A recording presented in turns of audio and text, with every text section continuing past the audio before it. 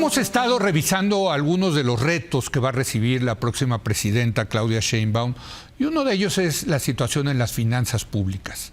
Ayer lo platicábamos con Gerardo Esquivel, que nos dio una muy buena idea de los problemas de corto plazo que va a enfrentar la nueva presidenta, pero también los problemas estructurales de una hacienda pública siempre débil, siempre buscando la manera de cubrir los hoyos que hay en el gasto público.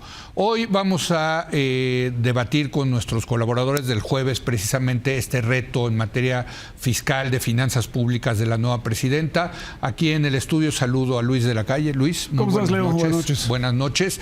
Vía remota, Blanca Heredia. Blanca, ¿cómo estás? Buenas noches. Muy buenas noches, Leo, Luis, auditorio. Y Vanessa Romero. Vanessa Romero, muy buenas noches. ¿Qué tal? Muy buenas noches. Bueno, ayer lo platicamos con Gerardo Esquivel. ¿Sabes cuál fue la conclusión? Se los comento. Si no hacen ahora la verdadera reforma fiscal, es ahora o nunca. O sea, este gobierno, el que va a entrar, tiene todo para hacer una verdadera reforma fiscal. Teniendo ese nivel, ese poder, ¿no? Teniendo esos 2/3 partes en ambas cámaras, teniendo ese mandato tan poderoso. Hemos hablado tantos años, Luis, de la necesidad de cambiar nuestro sistema tributario, de incrementar los impuestos, en fin, que si no lo hacen ahorita, pues ¿qué gobierno lo va a hacer, Luis? Bueno, obviamente tiene una mayoría suficiente en el Congreso para hacerlo. Totalmente. O sea, tiene la responsabilidad completa. Bueno, y no tiene oposición. No. O sea es ahorita, ¿no? Políticamente es ahorita. O sea, digamos, ¿no? Bueno, no sé si políticamente sea ahora, ¿no? Sí. Pero digamos, ¿tienen los instrumentos para hacerlo? Sin duda. Sin duda. ¿Tienen la responsabilidad si lo hacen o no lo hacen? También sin duda. Muy bien. No hay forma de decir, oye, ya fue culpa de otros, ¿no? No. Para nada. No, ya no pueden decir fue Calderón, ¿no? Sí, o sea, y el tema es que sí van a tener problemas presupuestarios tan pronto como el año que entra. No, ya los tenemos este año. O sea, este año México va a tener un déficit de 5%. No, según Hacienda 6, ya va para el 5.9%, sí, pero ese 5.9% calcula Hacienda, supone que la economía va a crecer entre 2.5 y 3.5. No, pues no va a crecer. Como va a crecer menos de 2, el déficit va a ser superior a 6%. Que es el déficit más alto que hemos tenido desde los años 80. Desde 1982. Pues imagínate, la época de López Portillo. Y no solamente entre las economías grandes del mundo, solamente hay déficits mayores que el de China, el de Estados Unidos, Japón y Brasil. Sí. Pero esos países, excepción hecha Brasil, pues son distintos, ¿no? O sea, pueden tener déficits que nosotros no podemos tener. Entonces sí, 6% este año es insostenible el año que entra. Totalmente, pero eso implica entonces o que recortas el gasto, o que subes los impuestos, o que te sigues endeudando. Bueno, no, yo creo que hay 4 formas, ¿no? La primera, hay una más que aparte de que es sí, por supuesto. Crecer la economía. Crecer la economía. Claro. Bueno, pero es que es una importante. Crees la economía y aumentas la recaudación. La Secretaría de Hacienda tiene una obligación de proyectar el gasto público y los ingresos para varios años, y acaba de ser su última proyección en el mes de marzo. Sí, en los precriterios. En los precriterios. En esos precriterios pone el déficit en 5.9 para este año y en 3% el año que entra. Sí. Pero implica un recorte de 3 puntos porcentuales del Producto Interno Bruto. Perdón, ahí nos decía Gerardo Esquivel que al parecer ya cambió la postura del gobierno, y la postura es llegar al 3 en un periodo de tiempo, no el año que entra. La postura oficial por escrito de la Secretaría de Hacienda es 3. Pero en la llamada que hizo Rogelio Ramírez de la O después de las elecciones, nos decía Gerardo, ya al parecer lo matizaron, porque si no eso implica que van a parar la economía. Implica un recorte del 27%. Imagínate. O sea, no es creíble, pero oficialmente esos son los números de la Secretaría de Hacienda. Para llegar a ese número podría ser 4 cosas. Uno es recortar el gasto. Sí. Decían la Secretaría de Hacienda que podían recortar el gasto de inversión. El problema es que si tú tienes un déficit de 6 y la inversión este año va a ser 2.6% del PIB. Sí. Entonces, lo estás gastando en corriente, ¿no? Es gasto corriente. Sí. Entonces no te alcanza. Y más debes invertir más, no menos. ¿No? Sí. Segunda cosa que podrías hacer, incrementar tus ingresos a través de una reforma fiscal, a través de una mayor eficiencia recaudatoria. Y hay un tema que no se ha puesto en la mesa, pero que hay que pensarlo, que es los precios de los servicios públicos. O sea, llevamos, llevamos 7 años y medio en el que el precio de la electricidad que pagan los hogares en México ha estado constante en términos nominales. Sí. El metro en la Ciudad de México lleva 8 años y medio a 5 pesos. Sí. Y otros muchos que podríamos listar. Todos esos tienen una implicación fiscal importante porque implican un subsidio creciente en el tiempo, ¿no? Entonces, la segunda manera es esa. La tercera manera es tener más deuda, ¿no? Y decir, bueno, me aviento con 5 o 6% del PIB y a ver si puedo, ¿no? Con estas tasas. Con estas tasas cada vez más altas y con el riesgo México arriba, ¿no? Sí. Y la última es, oye, ¿por qué no hacemos cosas que hagan que la economía crezca más? Y si tú tienes una política congruente con mayor crecimiento, mayor competitividad, es decir, un plan C distinto, entonces el mercado a lo mejor te acepta un déficit más grande. Porque puedes prometer un crecimiento futuro que te va a permitir sufragar. Bueno, y la reforma al Poder Judicial no ayuda en ese sentido. Bueno, por supuesto que no ayuda. De hecho, te lleva hacia el otro lado porque te implica un crecimiento de las tasas de interés. Exacto, así es. Bueno, pues ahí está el panorama. Las veo deprimidas, chicas. Las veo... que ahora sí va. Querían mayoría absoluta, ya la tienen. ¿Para qué la van a usar, Vanessa? A ver, ante panoramas tan oscuros que nos pintan, yo sí quiero traer aquí una coincidencia que ha existido entre tiros y troyanos respecto a esta administración, y es el buen manejo de las finanzas públicas por parte de esta administración. La prudencia macroeconómica con la que se ha comportado López Obrador. Pero permíteme, Vanessa, permíteme, que te estamos oyendo mal. Vamos a restablecer la comunicación contigo. Mientras tanto, vámonos con Blanca Heredia. Blanca, ¿cómo ves este panorama? Efectivamente, es un panorama que tiene elementos de riesgo y áreas vulnerables. Me parece que, sin embargo, es muy importante que distingamos el mismo plazo.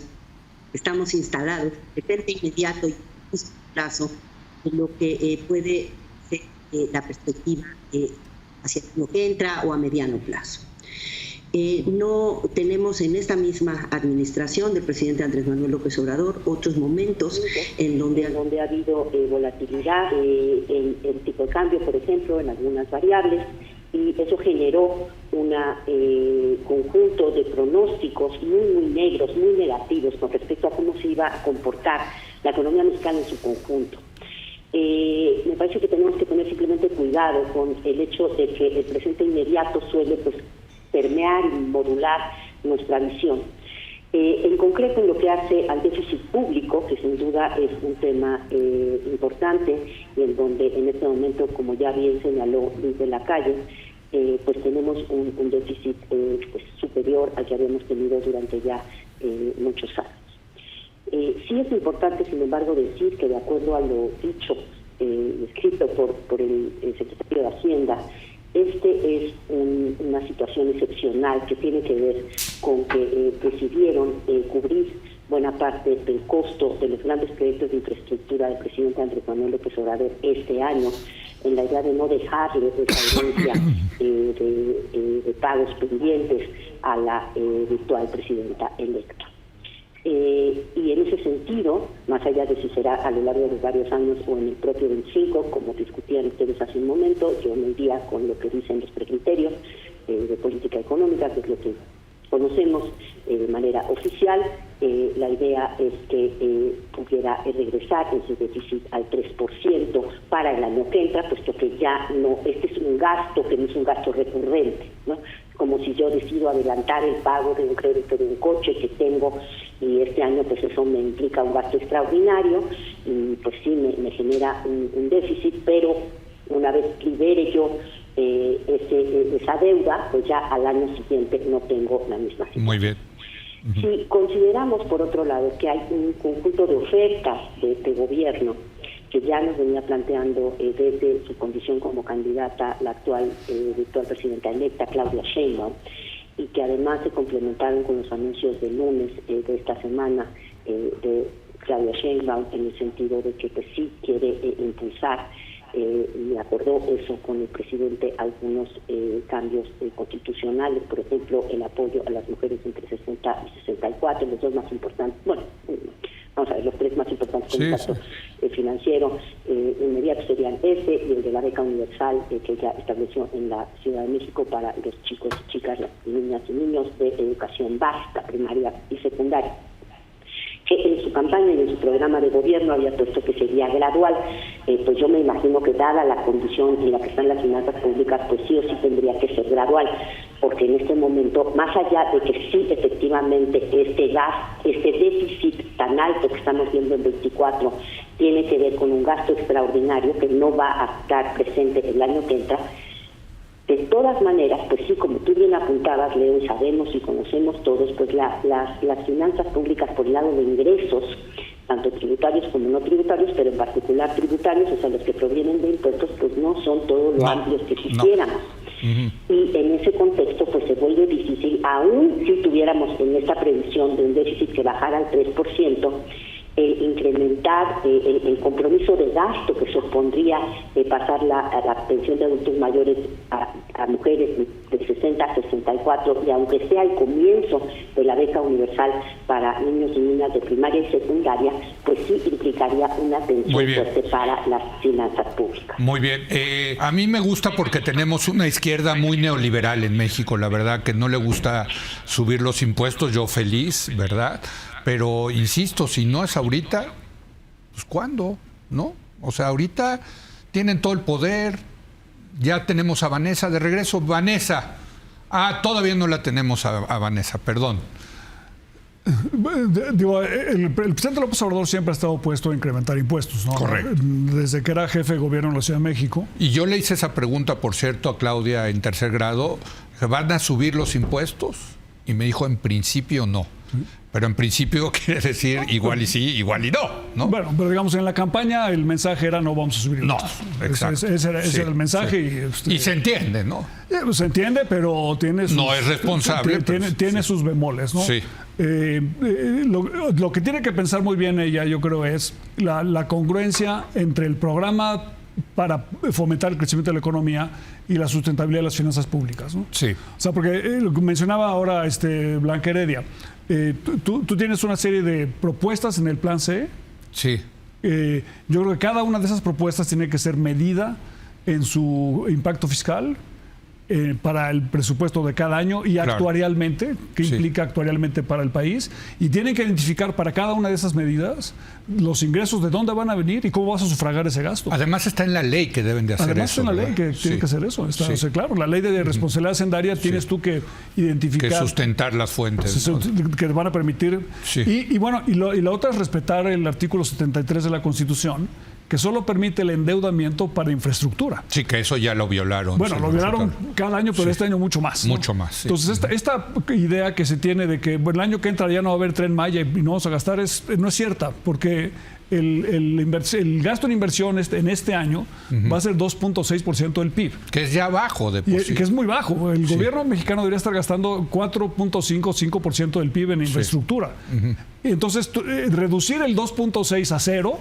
Sí. No te reduciría el déficit a cerca de 3%, pero te quedarías sin mantenimiento de las carreteras. Sí, sí, no habría ningún tipo de inversión. Y el problema de este gobierno, que efectivamente, como creo que empezó a decir Vanessa, ha sido más o menos prudente macroeconómicamente en relación a muchos otros países que tuvieron gastos mucho más grandes, y es una cosa positiva.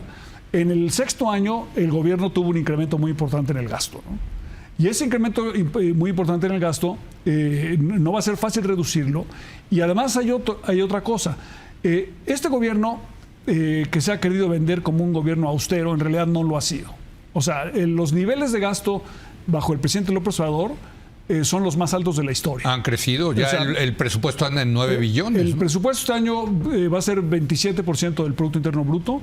Sí. Tendrías que irte hasta 1982 para tener un presupuesto de ese tamaño. Ahora él dice que es austero porque dejaron de gastar en lujos y esas cosas para pasárselo a los programas sociales. En parte es cierto, sí. Pero fue también austero en el sentido de reducir la capacidad del Estado en muchas cosas. Sí. Si tú vas ahora a una oficina pública, sí, te das cuenta que hay un deterioro. Que hay un deterioro, que no se han reparado las instalaciones, que faltan muchas cosas por hacer. Entonces, esas cosas que no se han hecho, que parece que son ahorros, en realidad son deuda. Sí. Porque el próximo gobierno va a tener que... En algún momento va a decir, o sea, es que a lo mejor sí necesitamos reparar las puertas y las ventanas y las computadoras. Las computadoras, porque no compraban, por ejemplo, el nuevo no compraban equipos software o los automóviles y un gran etcétera. Entonces tienes tú un rezago muy importante que te va a implicar una carga fiscal adicional. Pues ahí está, Blanca. No hemos recuperado a Vanessa, pero seguimos contigo, Blanca, porque el reto en materia de finanzas públicas no parece ser menor para Claudia Sheinbaum y sobre todo con lo que dice Luis de la Calle, que tampoco puede hacer medidas que ahuyenten la inversión y que, digamos, ralenticen el crecimiento económico, Blanca. Efectivamente, concuerdo con Luis en lo general. Hay una situación vulnerable. Simplemente, como decía yo al principio, me parece que es importante tener una nota de cautela porque pues ahorita estamos viviendo en un momento en donde hay una volatilidad en los mercados en relación a lo ocurrido el 2 de junio, que no nos permite, me parece, quizá ver con suficiente distancia lo que puede ser en mediano plazo. Pero déjame entrarle al tema de la reforma fiscal. Sí. Sabemos que este ha sido un tema recurrente en la discusión pública en México, porque realmente recaudamos muy poquito como porcentaje del Producto Nacional Bruto, de la riqueza general que se genera en la economía, y sobre todo contra poquito en relación a lo que tendríamos que estar gastando para, mejorar desde temas de pobreza, de desigualdad, de acceso a servicios de calidad, de infraestructura, en fin, hay muchísimas demandas, muchísimas necesidades y sencillamente no nos alcanza con lo poquito que recaudamos. Este es un tema que no es de hoy, es de muchísimas décadas. Y al menos desde principios de los 70 ha habido intentos diversos de hacer reformas fiscales grandes y no han prosperado. Reformas para aumentar los impuestos. Han funcionado mejor las reformas que buscan aumentar los impuestos, que son más centradas en cuestiones de mejorar la recaudación más que aumentar tasas. Ha habido algún que otro momento de crisis en donde sí se han tenido que aumentar tasas o incluso aumentar impuestos, el caso del IVA, pero en términos generales, si vemos la situación en el largo plazo, la verdad es que la apuesta, por ejemplo, por la modernización del sistema de administración tributaria, que es un logro que a mí me importa mucho resaltar, del Estado mexicano, que ha sido a lo largo de diversas administraciones de muy diferentes signo político, partidario, ideológico. Ese tipo de esfuerzos continuos, persistentes, han rendido buenos frutos. Esos esfuerzos se han mantenido en esta administración y ha habido un esfuerzo especial en la parte de apretar las tuercas, digamos, para que los impuestos que ya están en este momento establecidos, pues sí se cobren y no haya tanta evasión y elusión fiscal.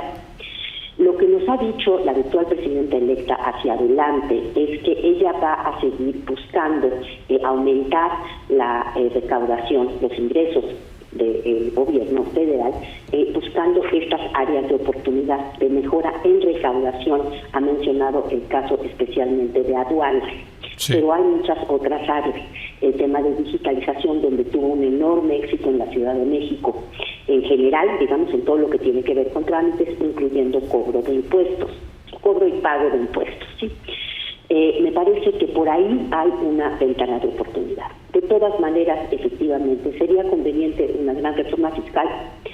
Si a mí me interesa menos el medio específico y más el resultado, y es que aumente la cantidad de recursos de la que dispone el gobierno federal para atender la enorme cantidad de necesidades y sobre todo ya compromisos, como hemos mencionado en esta mesa y en muchas otras, que ya ha asumido la propia presidenta electa hacia adelante. Así es, completamente. Y son muchas las promesas, son muchos los rezagos, ¿no? Y al final, pues gobiernos van, gobiernos vienen, Luis, y el problema sigue siendo el mismo. Por cierto, ahora agravado, porque no hemos hablado de eso y creo que tenemos que decirlo, por Pemex. O sea, ¿no? Sí, antes Pemex sí la vaca daba. No, o sea, en México tuvimos ¿no? una reforma fiscal reciente, Sí. en 2013, que fue una reforma fiscal importante, ¿no? Ajá. Que sí incrementó la recaudación de una manera significativa, por dos motivos. Uno, porque se cambiaron ciertas cosas en materia de la ley sobre la renta, en materia de consolidación fiscal, por ejemplo. Y eso permitió una mucho mayor recaudación y también, como bien dice Blanca, porque ha mejorado mucho la operación del SAT. Sí, el SAT es completamente digitalizado. Sí, ya está. Ya está. O sea, Ya los está, que pagamos claro. impuestos mensualmente, No, lo sabemos. Sabemos que es totalmente digitalizado y hay espacios de mejora, sin duda, ¿no? O sea, no, pero toda la facturación, los cobrantes. todavía hay mucha gente que evade y se dedica a evadir impuestos y se puede subir. Sí. Pero quizá no te vaya a alcanzar, porque tienes este año, en 2024, la contribución bruta de Pemex al ingreso total del país va a ser 14%. Bruta.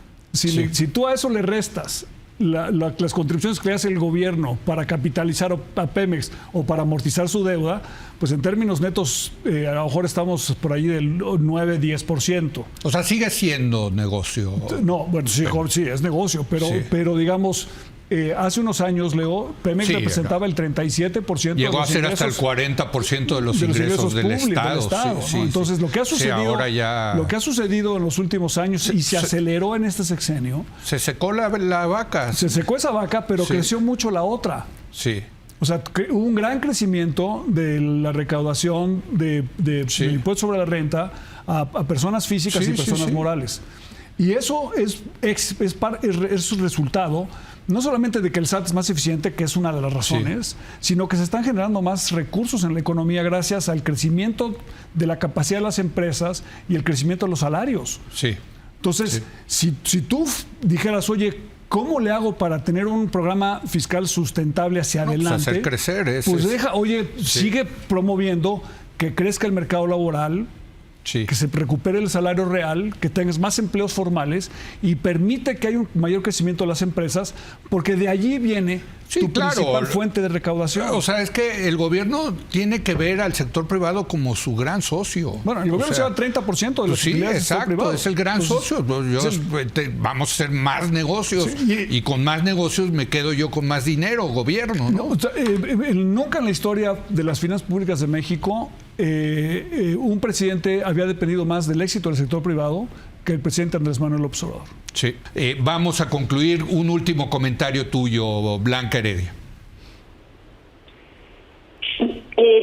Coincido con Luis en el sentido de que pues la otra opción que tú no habías mencionado al comienzo entre las diferentes que mencionaste, reducir gastos, aumentar ingresos, pues es lo del crecimiento económico, que yo creo que sería siempre lo que pues más quisiéramos todos los mexicanos, como suele ocurrir a nivel privado, ¿no? O sea, pues si crece, ¿no?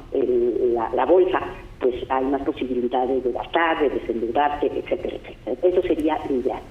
Yo creo que hay muchas condiciones que están dadas para que podamos, externas e internas, que como hemos mencionado también aquí en varias ocasiones y en otras mesas, hay condiciones especialmente favorables para que la economía mexicana pudiera vivir un momento de alto crecimiento además incluyente, porque la recuperación del poder del salario medio, no solamente el salario mínimo, a lo largo de esta administración, reconociendo y sabiendo todos que el consumo interno es la principal variable que te impulsa al crecimiento económico.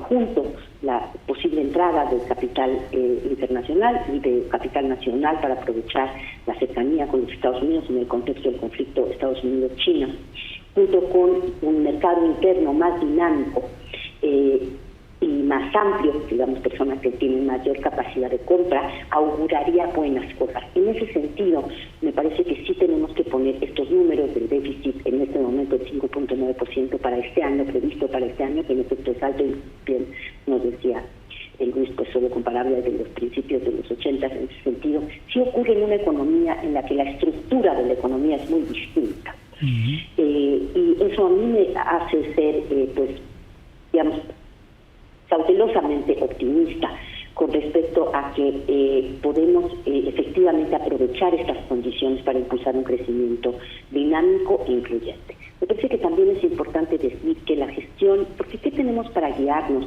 hacia el futuro en términos de cómo se gestionen las finanzas públicas? Por un lado, la gestión que ha hecho el presidente Andrés Manuel López Obrador, dado que la virtual presidenta electa pues ha señalado una y otra vez que en diferentes ámbitos y en lo general continuará el trabajo realizado por el presidente López Obrador. Creo que hay un compromiso claro, casi es la primera cosa que dice, compromiso con finanzas públicas sanas, con gasto que no rebase los ingresos, con no endeudamiento excesivo, etcétera, etcétera. Pero por otro lado también tenemos el récord, ¿sí?, de la propia candidata en la Ciudad de México, porque a diferencia de otros candidatos que no tuvimos la posibilidad de evaluar su gestión, pues la verdad es que también tuvo un manejo responsable en ese sentido en la Ciudad de México cuando fue jefa de gobierno.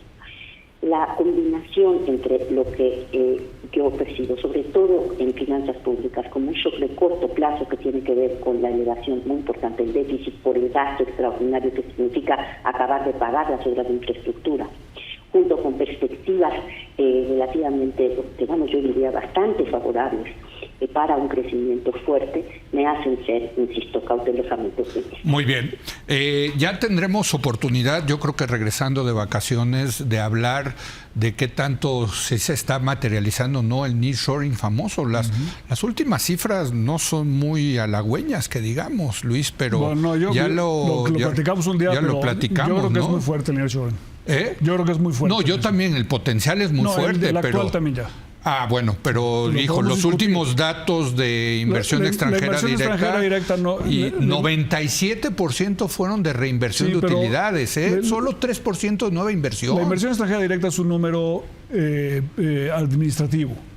O sea, no es un número de lo que sucede en la realidad, sino es lo que te reporta. Pero entonces, ¿qué tendrías que ver más? ¿La formación de capital bruto? Bueno, la formación bruta de capital fijo, sí, y sobre todo el déficit comercial. Sí. O sea, a mayor nearshoring, mayor déficit comercial de Estados Unidos con respecto a México. Sí. Y lo puedes ver por sector. Sí. Y ahí no, pero yo te puedo enseñar luego después el análisis. Los números son muy impresionantes. Ah, bueno, pues hay que verlo porque sí, yo vi los números de inversión extranjera directa, los vi y dije, caray. Sí, pero podemos explicar un poco eso si quieres algún día. Sí. Yo creo que en materia de finanzas públicas, como decía Vanessa, y tiene razón, México tiene una buena reputación de finanzas públicas, pero es una reputación que podemos perder. No, y totalmente. Ese es el punto. Oye, y la pierdes así, O sea, entonces el déficit del 6% este año tiene que ser corregido, y tiene que ser corregido de una manera responsable. Totalmente. Gracias, Luis. Gracias, Blanca. Pues perdón por el tema de Vanessa, pero pues ya ve que la tecnología no tiene palabra. Voy a hacer una breve pausa y regresamos con Rafael Archondo. Él es boliviano y nos va a platicar de lo que pasó en Bolivia con esta iniciativa que ya es realidad ahí en ese país, en donde se elige a los integrantes del Poder Judicial por voto popular. Regresamos.